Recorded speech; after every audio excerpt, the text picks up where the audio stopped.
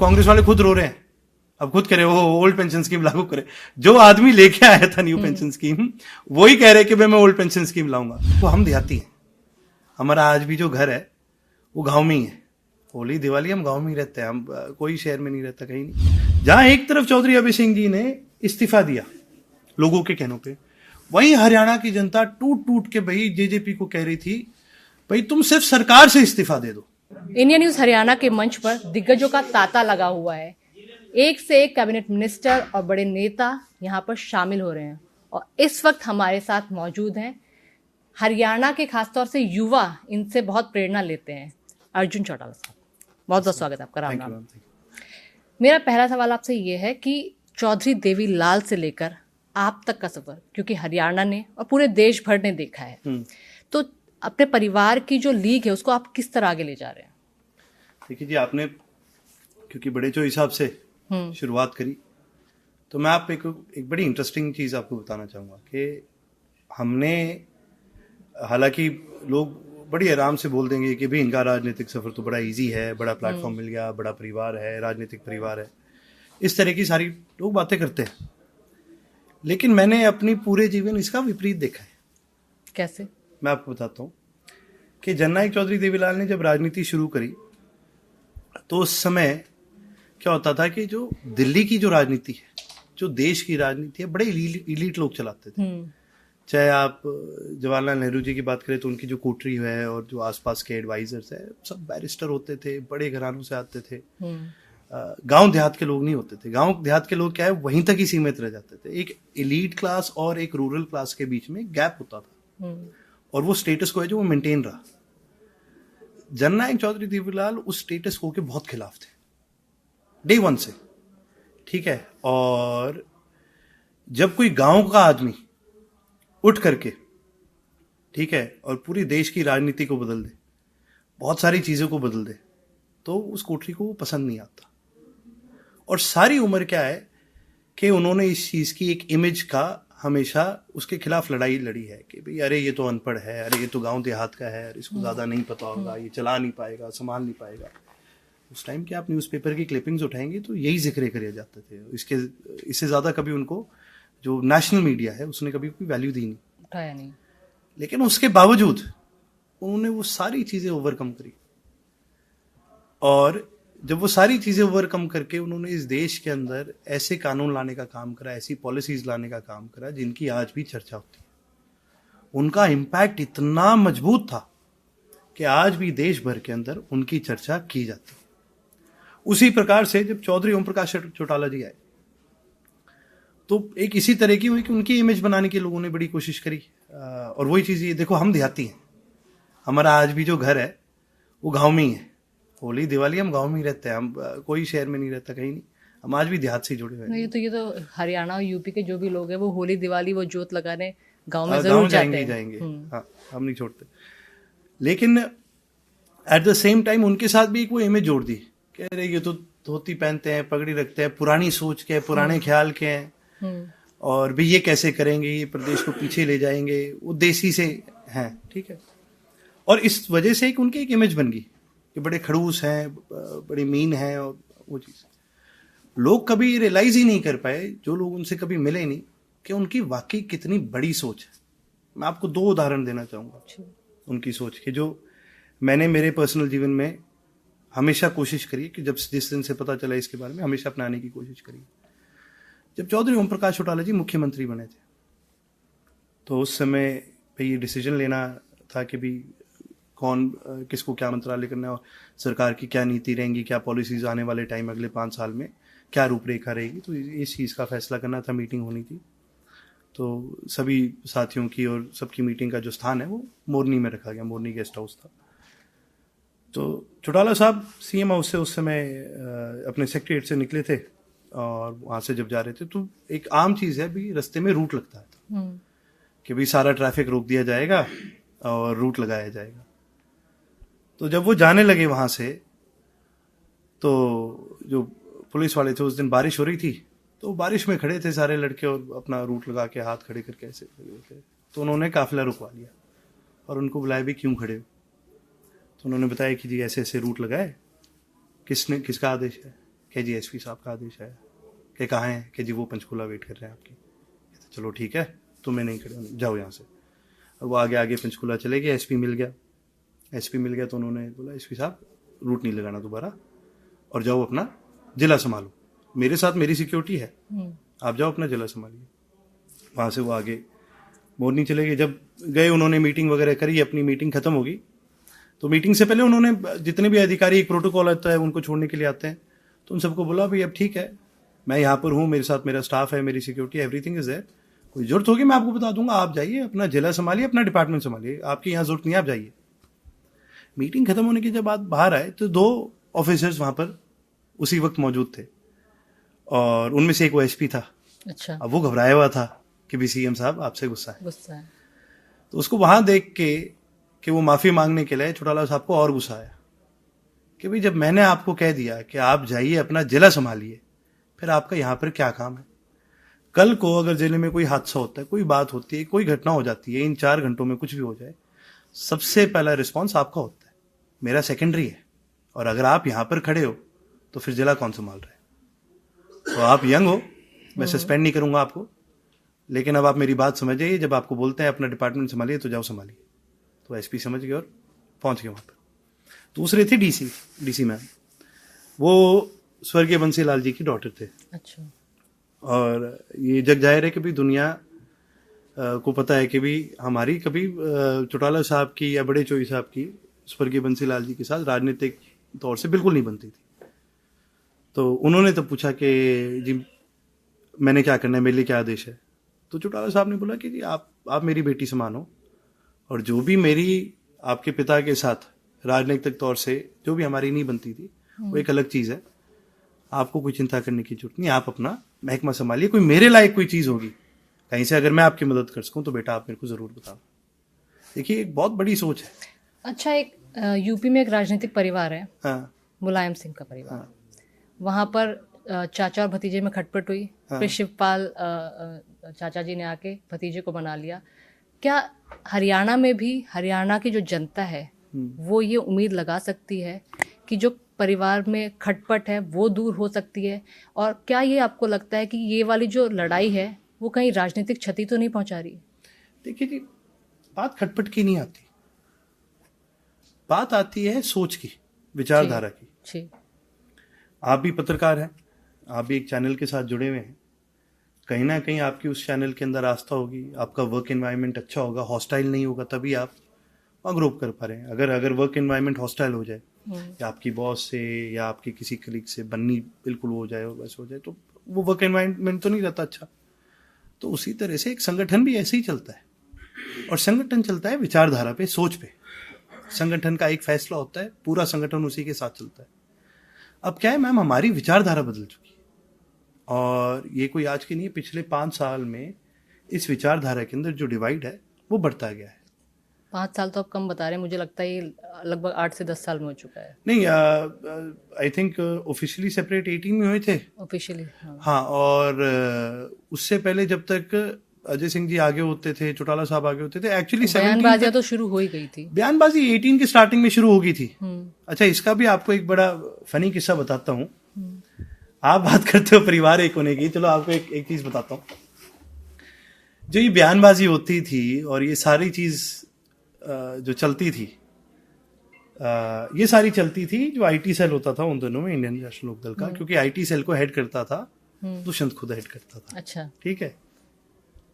अब देखिए मजे की बात, वो पैसे मांगने तो अभय सिंह जी के पास जाता था कि जी आईटी सेल को चलाना है, हमें फंड्स की जरूरत है, आप पार्टी फंड्स दिलवाइए। ठीक है। और वहां जाकर वो ये हरकत करता था। तो अब आप मेरे को बताइए, आप एक लेमैन के हिसाब से, ठीक है यार, जो लोग बोलते हैं एक हो जाओ, एक हो जाओ, एक हो जाओ, देखिए जी वो लोग बोलते हैं जो बाहर बैठे हैं, इनको कोई मतलब नहीं है, इनका कोई लेना देना नहीं है। आप एक बार उन कार्यकर्ताओं से तो वो शायद इमोशंस में आकर बोलते होंगे ना, किसके इमोशन में आके बोलते कि एक परिवार कनेक्ट होना चाहिए। भाई आप एक चीज देखिए, चलो मैं आपको एक और एक चीज देता हूँ भाई, चौटाला साहब नहीं, सोशल मीडिया पे तो लोग कम से कम ये वाली बातें करते हैं, बोलते हैं, ठीक है, आपने भी खुद देखा होगा। देखा है जी, बहुत देखा है।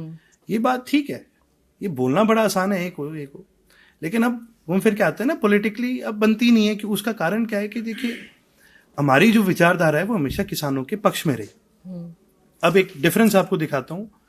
अभय सिंह जी इकलौते विधायक थे जब किसान आंदोलन चल रहा था इंडियन नेशनल, और उन्होंने अपने पद का इस्तीफा दे दिया।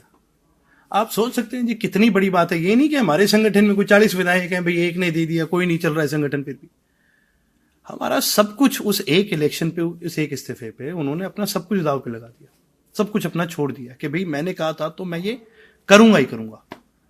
अपनी बात पे कितने पक्के रहे और कितना बड़ा उन्होंने सैक्रिफाइस करा। ये कहना आसान है, भी एक विधायक ने इस्तीफे दे दिए, दिलवा के दिखाओ किसी और से। अच्छा, लोग कहते हैं कि 2017 की जो गोहाना में रैली थी उसमें दुष्यंत सीएम बनेंगे वो वाले। मैं उस पे भी आऊंगा, पहले मैं आपको एक डिफरेंस वाली बात बताता हूँ। जहां एक तरफ चौधरी अभय सिंह जी ने इस्तीफा दिया लोगों के कहनों पे, वहीं हरियाणा की जनता टूट टूट के भाई जेजेपी को कह रही थी भाई तुम सिर्फ सरकार से इस्तीफा दे दो, तुम अपनी सीट से तो क्या दोगे, सरकार से इस्तीफा दे दो। अभी तो बहुत अपोज हुआ था। हुआ था कि नहीं हुआ था? और भाई आपको वहां पहुंचाने वाले लोग कौन? वही जो बॉर्डर पे बैठे हैं। आपने क्या कस्में खाई थी, मर जाएंगे बीजेपी के साथ नहीं जाएंगे, आप फिर वहीं बैठे हो। अब आप पॉलिटिकल एक सोच विचारधारा में अब आप फर्क आपको दिख रहा है। ये फर्क है जहां एक इंसान ने अपना सब कुछ त्याग दिया और जहां एक इंसान एक सुई के बराबर भी त्याग करने को तैयार नहीं, तो कितना बड़ा एक डिफरेंस आ जाता है सोच में, विचारधारा में। आप कह रहे हो ये दो लोग इकट्ठे होकर काम करें, क्यों भाई? आप क्या चाहते हो कि भाई कोई ये जो लेख बोलता है क्या हम अपने प्रिंसिपल से आगे? हम नहीं त्यागेंगे अपने प्रिंसिपल्स। हम खेत खलियारे किसान कमेरे मजदूर के साथ जुड़े लोग हैं। हमारे लिए इस प्रदेश के उद्योगपति बाद में आते हैं, ये सच्चाई है। हमारे लिए इस प्रदेश के मजदूर और किसान पहले आते हैं। अच्छा, सिर्फ राजनीतिक लड़ाई है? दो भाइयों की अगर बात की जाए तो दो भाइयों में बातचीत नहीं हो सकती? देखिए, होने को हो जाती है, होने को नहीं भी होती। ये देखिए कोई ऐसा कोई केस नहीं है जो हो एक ही घर में हो, घर घर की बात है। हाँ, घर घर की बात, ठीक है। अब वही बात है ना यार, हमारा फैसला अगर कोई करेगा तो हमारे बड़े करेंगे। हाँ बिल्कुल। ठीक है, हम उस संस्कृति से आते हैं, हम उस समुदाय से आते हैं, हम उस संप्रदाय से आते हैं जहां हमारे बड़े करते हैं फैसले, हम नहीं करते। और यहाँ तो छोटा भी बड़े के ऊपर बैठने के लिए उतावला हो रहा है। तो देखिए जी, ये वही बात है जी, कहने की बातें हैं, ये घर घर की बात है, कोई इसमें कोई नई चीज नहीं है। ठीक है। और क्या हो गया अगर एक नहीं हुए तो? मैं तो लोगों को आज भी बोलता हूं, आप इंसान को मत देखिए, आप विचारधारा को तो देखिए पहले। आप पहले ये तो देखिए कि चलो ठीक है एक हो गए, फिर वो हो गया, फिर सारा हो गया, फिर कल को यही दुष्यंत जिसको तुम आज गालियां दे रहे थे तुम्हारे सर पे आके बैठेगा, फिर अच्छा लगेगा। तो लड़ाई पूरी तरह विचारधारा की है? लड़ाई पूरी तरह विचारधारा की। अच्छा, पहली बार चुनकर आए हैं और एक सेशन आप अटेंड कर चुके हैं, अभी बजट सेशन स्टार्ट होने वाला है। किस तरह देखते हैं, कितना चैलेंजिंग है बीइंग अ रीजनल पार्टी? देखिए, आई थिंक रीजनल पार्टीज को चैलेंज हमेशा रहता है, क्योंकि आप सेंट्रल पार्टी से लड़ रहे हो लोकसभा के चुनाव में, और आप एक बहुत ऐसे इश्यूज पे भी आपको लड़ना पड़ जाता है जिसमें शायद आपका इतना बड़ा सही ना हो। लेकिन एट द सेम टाइम आप वो लड़ाई लड़ सकते हो जो ये नेशनल पार्टी सोच भी नहीं सकती लड़ने। बिल्कुल। तो एक एडवांटेज भी है, एक डिसएडवांटेज भी है। आप इन एंड आउट कोड जानते हैं अपने राज्य का? अपने राज्य के इन एंड आउट को जानते हैं। हमें पता है कि भी राज्य के अंदर जेन्युइनली क्या प्रॉब्लम्स हैं, और बहुत सारी ऐसी चीजें होंगी जो, मान लो, अब मैं आपको एक छोटा सा एग्जांपल देता हूँ। ओल्ड पेंशन स्कीम और न्यू पेंशन स्कीम का एक डिफरेंस बताता हूँ। चौधरी ओम प्रकाश चौटाला जी उस समय मुख्यमंत्री थे और बीजेपी की सरकार थी, हमारा बीजेपी के साथ गठबंधन था। अटल बिहारी जी ने उनको कहा था कि जी ये ओल्ड पेंशन स्कीम को आप खारिज करके न्यू पेंशन स्कीम को लागू करिए, क्योंकि हम रीजनल पार्टी हैं, हम किसी के दबाव में नहीं है। तो चौटाला साहब ने साफ मना कर दिया कि देखिए इससे मेरे प्रदेश को फायदा नहीं है, नुकसान है, मैं इसको नहीं लागू करूंगा। ठीक है। उनकी सरकार गई, कांग्रेस की सरकार आई, कांग्रेस ने, क्योंकि कांग्रेस ने भी पैन इंडिया फैसला कर लिया था हम न्यू पेंशन स्कीम लागू करेंगे, तो हाथों हाथ उन्होंने लागू कर दिया। अब कांग्रेस वाले खुद रो रहे हैं, अब खुद कह रहे वो ओल्ड पेंशन स्कीम लागू करे। जो आदमी लेके आया था न्यू पेंशन स्कीम, वही कह रहे कि मैं ओल्ड पेंशन स्कीम लाऊंगा। तो आप खुद देख लीजिए जी, ये नेशनल पार्टी की क्या है, कोई खुद की सोच नहीं होती। जो ऊपर से एक आदेश आएगा, जो भी at the end of the day चाहिए अनाउंसमेंट कुछ ही करें, ये चाहे कुछ ही बोले, मैं नेता हूं, मैं फलाना दिख रहा हूं, मैं कर दूंगा। आदेश इनका ऊपर से आता है, हमारा ऊपर से कोई आदेश नहीं आता। हम जो आपके बीच कहेंगे वही बात हम करेंगे, क्योंकि हमारे ऊपर कोई हम पे किसी का कभी दबाव नहीं होता। तो ये एक बहुत बड़ा फर्क रहता है रीजनल पार्टी का, एक बहुत बड़ी ताकत भी होती है।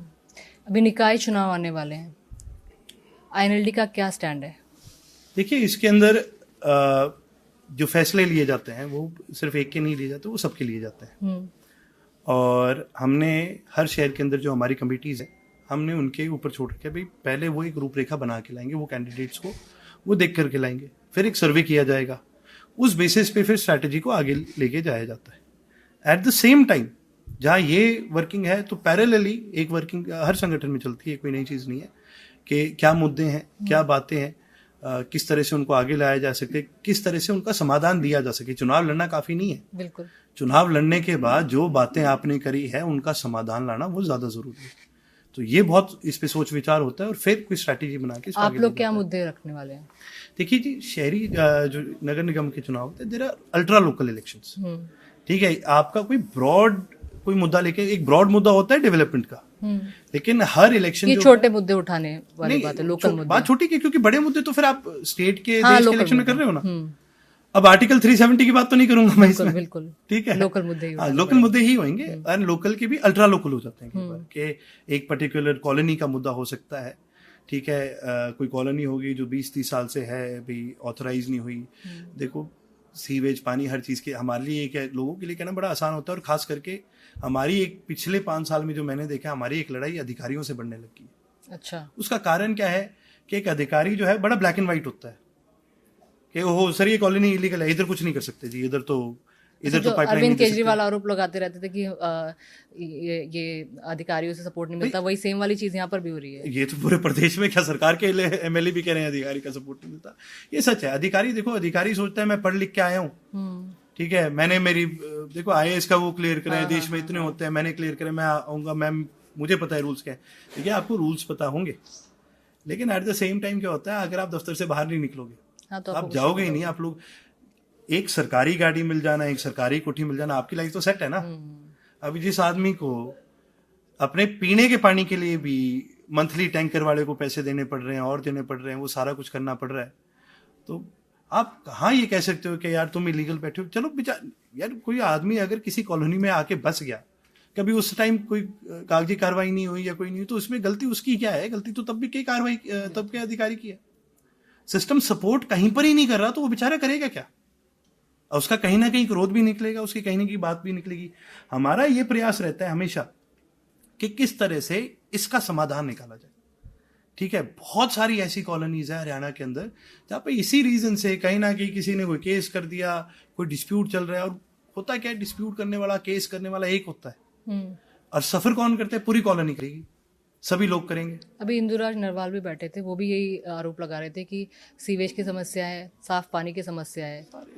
पैन हरियाणा ये दूसरी बड़ी समस्या। हमारे पास कोई नेचुरल रिवर नहीं है जो स्टेट के सेंटर से होके जाती है। यमुना भी हम पानी शेयर करते हैं तो यूपी के साथ करते हैं, दिल्ली के साथ करते हैं। घग्गर का भी पानी हम शेयर करते हैं तो पंजाब के साथ करते हैं और स्टेट्स के साथ करते हैं।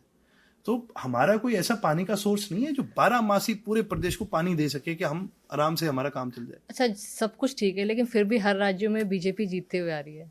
देखिए, क्योंकि विपक्ष नहीं है। बात यहाँ पर ये मत देखो ना कि वो बीजेपी जीत गई तो लोग बीजेपी के साथ सहमत है। अगर उस हिसाब से देखा जाए तो मैं आपको एक और आंकड़ा देता हूं, एक उदाहरण देता हूं। नहीं, सहमत नहीं होते तो फिर अभी आम आदमी पार्टी तो पिछले 12 साल से राज कर रही थी। बिल्कुल बिल्कुल, आपको एक वही मैं आंकड़े दूंगा थोड़े बहुत इस चीज पे। हर चीज ब्लैक एंड व्हाइट नहीं होती। अगर मान लो बीजेपी को 40% वोट्स हासिल हुए हैं, हमारा सिस्टम बना इस हिसाब से कि हाईएस्ट जिसका मिलेगा वो आगे निकल जाएगा। लेकिन आप ये भी तो देखिए ना कि भाई 60% वोट जो है, उन्होंने ये फैसला किया कि भाई हम इस पर्टिकुलर आदमी को नहीं, विपक्ष बनता है वो विपक्ष का नुकसान है, हाँ। ठीक है, उसका फायदा बीजेपी ले रही है, नो डाउट इसके अंदर। भाई एक संगठन के हिसाब से ये लोग अपनी मेहनत करते हैं। मैं आज भी मानता हूं बीजेपी की ताकत के पीछे सिर्फ बीजेपी की कोई संगठन की कोई इनकी कोई वो नहीं है, इन्होंने कोई देश के लिए कोई ऐसा बड़ा नहीं करा। कांग्रेस अपना संगठन ही तैयार नहीं कर पा रही, नेता ही नहीं तय कर पा रही। जब आपका संगठन ही नहीं होगा और जब आप आपस में लड़ते रहोगे तो फिर आप क्या सरकार से लड़ोगे? विपक्ष का काम होता है एकजुट होकर के सरकार का सामना करना। अब इंडिया अलायंस हुआ था, अब ये अपनी इतनी मरोड़ में रह गए, ठीक है, सबका बट्टा बिठा दिया एक बार में।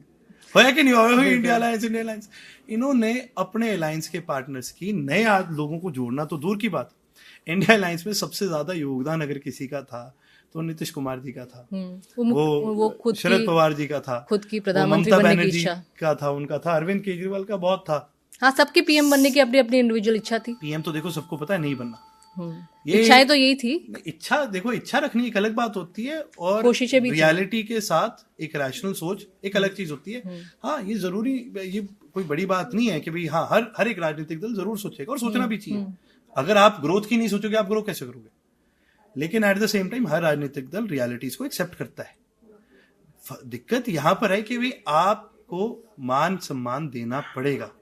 आप ये नहीं सोच सकते क्योंकि मैं सबसे बड़ा राजनीतिक दल हूं तो मैं मेरी चलाऊंगा। भाई एक डेमोक्रेसी के अंदर, लोकसभा के अंदर ही ले लो, एक एमपी का भी वोट होता है। हाँ बिल्कुल होता है। एक का भी फर्क पड़ता है। जब आपको एक का, मैं आपको एक सिंपल सा एक एग्जांपल देता हूँ। मैं देख रहा था इंडिया की मीटिंग का जो चेयर है वो कपिल सिब्बल कर रहे थे। वो ना कांग्रेस में थे, वो ना किसी और दल में थे, वो ना पब्लिक रिप्रेजेंटेटिव थे उस मौके पर, ना राज्यसभा में थे, ना लोकसभा, कहीं नहीं थे। और वो चेयर कर रहा है पूरे इंडिया ब्लॉक की मीटिंग को। आप अंदाजा लगा लीजिए कितना बुरा हाल हो चुका था। तो दिक्कत ये नहीं है, लोग चेंज चाहते हैं। अभी हरियाणा के अंदर जन जन के सबके जुबान पर यही बात थी। नहीं, वेव तो इस बार बिल्कुल विधानसभा चुनाव में ऐसी बनी थी कि कांग्रेस ही जीतने वाली है। हुड्डा हर जगह हो रहा था। नहीं, लेकिन जब नतीजा है तो तब तो सब कुछ उल्टा हुआ था। वही बात है ना, लोगों को फिर लोग बदलाव चाह रहे थे। और यहाँ पर तो लोग यहाँ पर बैठ के, अभी थोड़ी देर पहले किसी ने पॉडकास्ट में भी कहा है कि एंड मोमेंट पे वोट बदल दिए गए। सबने कहा कि हमने कांग्रेस को वोट डाला, लेकिन क्योंकि ईवीएम से वोटिंग हुई है इसलिए सब कुछ बदल गया। नहीं। ये तो देखो वही बात है। ये वो कहानी नहीं है, एक लोमड़ी थी, अंगूर खाने थे, कूदा नहीं जा रहा था, अंगूर खट्टे हैं कह के निकल गई ना। देखिए वही बात है, ईवीएम पर ठीक है कार्रवाई होती है। आपने, मैं आपको उसका भी एक उदाहरण दूंगा बाद में। तो उन्होंने निकाय चुनाव बैलेट पेपर से कराने की बात कही। देखिए जिस दिन ईवीएम की इन्होंने केस करा था, जब सुप्रीम कोर्ट से भी आदेश आ गया था, तो हरियाणा में मेरे ख्याल से 6 सीट्स थी जिन पे रीवेरिफिकेशन कराई गई। उनमें से एक सीट मेरी थी। ठीक है, तो मैं खुद वहां पहुंचा था देखने के लिए भी रीवेरिफिकेशन प्रोसेस क्या है। एक्चुअली क्या था, हमें जब रीवेरिफिकेशन हुई थी उससे पहले हम सबको एक नोटिस भेज दिया गया था, जितने भी कैंडिडेट्स हैं सभी को। ठीक है, और ऐसा नहीं था कि सिर्फ जिसने कंप्लेन करी है, जो और भी लड़े थे उनको भी एक तरह से मौका मिल गया था कि भाई आप भी जाके रीवेरीफाई कर लो। जो कैंडिडेट जो जीते हुए हैं वो तो था ही कि भी प्रेजेंट होने, तो हमें पहले से बता दिया गया था और ये नोटिस सर्कुलर सभी सरकारी अधिकारियों को सबको जारी कर चुके थे। ये कोई ऐसा नहीं है कि छुपी हुई बात है। उसके अंदर साफ साफ लिखा था कि रीकाउंटिंग नहीं होगी, वोटिंग की वेरिफिकेशन प्रोसेस है, वीवीपैट की जो वेरिफिकेशन है वो स्टार्टिंग टू एंड हम आपको पूरी करके दिखाएंगे। ठीक है, यही होना चाहिए। तो जब हुआ तो ये क्या करते हैं, मशीन्स को जीरो कर देते हैं। जो पुराने वीवीपैट हर मशीन के साथ होते हैं वो वोट्स को वो हटा देते हैं, निकाल देते हैं। दोनों को बिल्कुल जीरो कर दिया जाता है और पूरी इलेक्शन की प्रक्रिया उस बूथ की जो है 1400 वोट एक मशीन में पड़ सकते हैं। तो जिसने कंप्लेन डाली है उसकी मर्जी है वो 1400 में से कितने वोट कैसे गिरेगा। 100 इनेलो को, 100 कांग्रेस को। भाई दोबारा आप पूरी वोटिंग की प्रक्रिया अपनी तसल्ली के हिसाब से करो। और फिर अगर एक भी वीवीपैट की स्लिप और आपकी वोटिंग की जो स्लिप है अगर मैच ना करे तो भाई आपकी बात बिल्कुल जायज हो जाती है।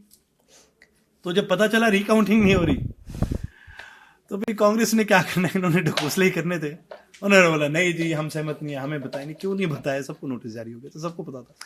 तो अब ये बहाने मार रहे हैं। अब क्या है कि जी हुड्डा जी की दिक्कत क्या है कि अब ब्लेम तो सारा उन्हीं पे आएगा ना। अब बात चल रही थी हवा की। भाई अगर आप लोगों के मन की बात को कैप्चर ही नहीं कर पाए, हुआ क्या मैं बताता हूँ कांग्रेस हारी क्यों है। इसके एक बहुत बड़ा कारण भी है। जैसे जैसे चुनाव नजदीक आने लग गया ना, इनके रुख हमें दिखने लग गए। तेरे साथ ऐसे कर देंगे, मैं बन जाऊंगा, तेरी ऐसी तैसी कर दूंगा, मैं बहुत सारे वीडियो वायरल हो रहे थे। हाँ। तो अब आप एक चीज बताइए, हर चीज से हट करके आप एक पत्रकार भी ना सोचिए अपने आप को, मैं भी अपने आप को नेता नहीं सोचता, एक आम आदमी के नजरिए से देखिए, कहने वाली बात है। और जो ये कर रहा है उसका क्या भरोसा, जो कह रहा है कल को ये वाकई ऐसी चीजें करे। क्या ये एक सही दिशा है हमारी डेमोक्रेसी के लिए? अच्छा, आप एक बात जानते हैं, अभी जब पिछली बार आप सदन में बोल रहे थे, आपकी सोशल मीडिया पे युवाओं पे, खासतौर पे लड़कियों पे बहुत ज्यादा फैन फॉलोइंग, जानते हैं आप ये बात? नहीं, मैं बताती हूँ। मेरे ही ऑफिस में कुछ मेरी ही टीम में कुछ बच्चे काम करते हैं जो सिर्फ आपको सुनना चाहते हैं। एक लड़की मेरी टीम में काम करती है, वो उसने कहा मुझे किसी को नहीं सुनना है, मुझे सिर्फ आपको सुनना है, अर्जुन को सुनना है। मैं धन्यवाद करना चाहूंगा जी, ये तो आपने बड़ी इंस्पायरिंग बात बताइए मेरे को भी। इससे मेरे को लगता है और मोटिवेशन मिली। हाँ, बिल्कुल मोटिवेशन मिलनी चाहिए, क्योंकि अभी आपकी परिवार में जो क्षति हुई और आपको भी देखा, सबने देखा, सोशल मीडिया पे खासतौर पे लोग बहुत कनेक्ट कर रहे थे आपसे। और राजनीति से इधर मैं आपसे जानना चाहती हूँ, अर्जुन चौटाला इंडिविजुअली कैसे इंसान है, क्या करते हो खाली टाइम में, क्या करते लेते हैं? खाली टाइम में मेरे को रीडिंग का बहुत ज़्यादा शौक है। और मैम हिस्ट्री मेरा एक सबसे पसंदीदा सब्जेक्ट है। हिस्ट्री में लोग स्कूल में हिस्ट्री से दूर भागते थे, मैंने मेरी 12th में हिस्ट्री ली थी। अच्छा। और इसका कारण ये है कि मेरा मानना है कि जो इंसान का इतिहास है वो इंसान का भविष्य आपको कैसा जा रहा है वो आपको दर्शाता है। एंड हिस्ट्री रिपीट्स इटसेल्फ, कोई छोटा मोटा फ्रेज नहीं है, मैंने इतना पढ़ लिया कि मुझे दिखता है। तो हमेशा से पसंदीदा सब्जेक्ट है। मैं अभी भी अपने फ्री टाइम में मैं यही कोशिश करता हूँ ज़्यादा से ज़्यादा रीडिंग करूँ। उसके अलावा ऑफ रोडिंग का मुझे बहुत शौक है। अच्छा। हाँ, तो बचपन से करता आ रहा हूँ, जब से मतलब गाड़ी चला सकता था, परमिशन मिल गई थी। तो मेरे पिताजी के पास एक जीप होया करती थी, पुरानी मिलिट्री। एक ना कोटा होता था, एमएलएस को मिलता था कि जो एमएम होती थी, पुरानी महिंद्रा की जीप होती थी, तो वो एमएलएस का एक कोटा होता था जो मिलिट्री ऑक्शन करती थी, तो आप ले सकते थे। तो मेरे फादर ने ली थी, और जब मैंने मेरी 10th के बोर्ड्स दिए थे तो उसके बाद उन्होंने पूछा था कौन सी गाड़ी चाहिए, तो मैंने बोला ये आपकी जीप दे दीजिए। तो 10th में तो आप 18 साल के हुए नहीं होंगे? नहीं, फिर उसके बाद 3-4 साल मिली होगी। फिर मैं गांव खेत में चला लेता था, सड़क पे चलाते ही नहीं। मतलब रूल तोड़ लिए थे, सड़क पर नहीं चलाते थे। इसमें कोई झूठ है नहीं जी, तोड़े थे, बिल्कुल तोड़े थे।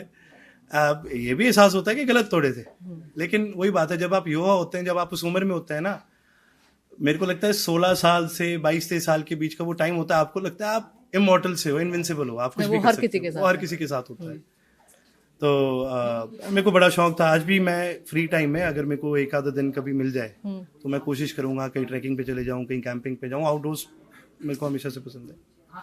दूसरा क्या है कि राजनीति में आने से पहले मेरा एक बड़ा पैशन हमेशा एग्रीकल्चर को लेकर है, क्योंकि हम खुद एक एग्रीकल्चर हरियाणा के लिहाज से तो होना भी चाहिए। और जब एग्रीकल्चर की बात करते हैं ना, हम बहुत बार एक पॉइंट मिस कर देते हैं। हम सोचते हैं एग्रीकल्चर हो, खेत में ट्रैक्टर चला रहे हो, धूप में जा रहे हो, और बड़ा मेहनत का काम है, यील्ड्स नहीं है, रिटर्न्स नहीं है। मेरा मानना है कि जी इसके अंदर अगर इजराइल जैसे देश हैं जो हमसे आगे निकल रहे हैं, क्यों? क्योंकि वो समझ गए कि यार हमारे पास ये रिसोर्सेज हैं। हमारे राज्य का युवा भी तो पीछे हट रहा है ना, क्योंकि जी अपॉर्चुनिटीज नहीं है। देखिए ये एक साइकिल है, एक विशेष साइकिल है। इसके अंदर क्या है कि ये साइकिल अगर आप ब्रेक करो, अगर आप एक टायर है, अगर आप एक सर्कल है, अगर आप उसको ब्रेक करते हो तो कोई एक पर्टिकुलर पॉइंट नहीं होता जहां से आप ब्रेक करो। भैया तो युवा इंटरेस्ट दिखा दे या सरकार दिखा दे। अब युवा कहेगा सरकार नहीं की रही, सरकार कह रही है, युवा नहीं कर रही, वो चलता जा रहा है ना। अच्छा, सरकार अब ये कह रही है हमने युवा इतनी लाखों नौकरियां दे दी है, ठीक है, और अभी ये जो यूएस डिपोर्ट वाला मामला सामने आया है, 104 भारतीयों को डिपोर्ट किया गया, 34 हरियाणा के थे। किस तरह इसको देखते हैं? एक तरह तो दावे किए गए हैं कि इतनी लाखों नौकरियां, सरकारी नौकरियां हमने दी हैं, उसके बाद भी युवा हमारा इस तरह डोंकी रूट को लेकर लगातार राहुल गांधी भी उठाते रहते हैं और इस तरह आ रहा है। और इस बात तो पूरी बेड़िया बांध कर लाया गया है। देखिए ये काफी व्याकुल कर देने वाली तस्वीरें भी थी। ये बेसिकली क्या है, ये ना एक तरह से जो ये बात करते हैं कि भी हमने इतने लाख जॉब्स दी, इसमें कोई असत्य नहीं होगा, ठीक है सत्य है, लेकिन आप ये तो देखिए भी ये जॉब क्रिएशन थी या ये वैकेंसीज फिल करी गई। अच्छा, अंतर है ना दोनों में। ठीक, जॉब दे दी, हाँ 2 लाख दे दी जी, बढ़िया है। पिछले 10-20 साल में ठीक है कोई 2 लाख अधिकारी, कोई कर्मचारी रिटायर भी तो हुए होंगे, तो आपने तो बस वो भरे हैं ना। लेकिन जो नई पॉपुलेशन बढ़ रही है उनके लिए जॉब क्रिएशन नहीं हुई है। इसीलिए जब हम बात करते हैं बेरोजगारी की, 2 लाख जॉब्स देने के बाद भी बेरोजगारी का जो आंकड़ा है वो 34% से कम नहीं आ रहा। तो रीजन क्या है? ये रीजन है, जॉब क्रिएशन बहुत जरूरी है। यहीं पर ही जैसे मैंने आपको बोला एग्रीकल्चर का मेरा जो पैशन था कि मॉडर्नाइजेशन बहुत जरूरी है। तो अब हरियाणा का बजट आने वाला है, तो ये एग्रीकल्चर वाले मुद्दे आप जरूर उठाने वाले हैं वहां पर? बिल्कुल बिल्कुल जी। ये एक दुर्भाग्य है कि फैसला सरकार करती है कौन से सवाल। कोई बात नहीं, आपकी तो एज ए विपक्ष कोशिश हाँ, लेकिन मेरी कोशिश रहेगी, सिर्फ एग्रीकल्चर नहीं, बहुत सारे मुद्दे हैं जो मेरे आप यूं ना समझे पॉलिटिकली कि पर्सनली मेरे जुड़े हुए हैं, और उन पे मैं जरूर चर्चा करूंगा। एंड यूथ के लिए, एग्रीकल्चर के लिए स्पेसिफिकली, और एक एजुकेशन और हेल्थ केयर, ये 2 बहुत जरूरी। अर्जुन चौटाला ने हमारे सारे सवालों को बहुत अच्छी तरह जवाब दिया है। जाते जाते मैं इनको ये कहना चाहूंगी, सोशल मीडिया पे जरूर जुड़ जाइए, क्योंकि लोग आपसे जुड़ना चाहते हैं। बिल्कुल, मैं वही बता रहा था पहले। मैं जी एक्चुअली राजनीति में आने से पहले बहुत इंट्रोवर्ट था, तो अब करूंगा आगे इसका प्रयास और करूंगा। इंट्रोवर्ट अर्जुन चौटाला को एक्सट्रोवर्ट हम बनाने वाले हैं। बहुत बहुत धन्यवाद। बहुत बहुत शुक्रिया आपका हमारे साथ जुड़ने के लिए। Thank you so Ram much. Ram.